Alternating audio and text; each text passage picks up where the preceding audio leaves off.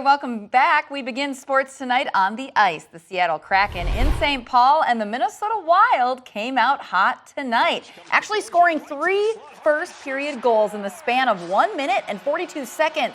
Here are the highlights from that. First, Ryan Hartman puts the Wild on the board, his 10th goal of the season.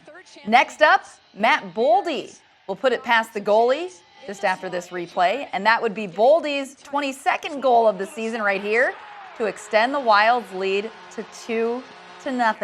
And finally, Liam Ogren would nab the final goal in that less than 2-minute stretch, and that's where the score stands right now.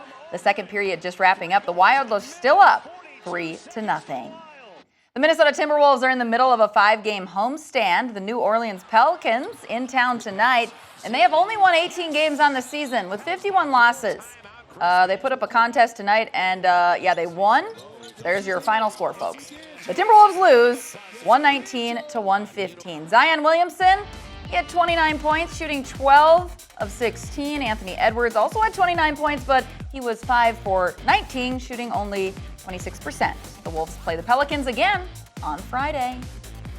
Hey, Drake is off to the big dance, but the Iowa team is heading there without a member of its squad. Griff 2, Drake's live mascot, will be forced to stay back in Des Moines. The NCAA only allows live mascots at the Final Four, so fans are now taking signatures in an online petition. It's calling for the NCAA to change its rules to allow live mascots into earlier rounds of the tournament.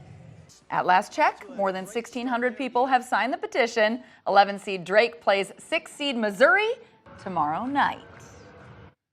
Despite the weather today, state basketball still going on in the Twin Cities into this weekend, and the John Marshall Rockets facing Apple Valley today in the consolation bracket. Rockets start off strong. That's Brayson Sawyer. He nails the 3. Rockets up 6 early.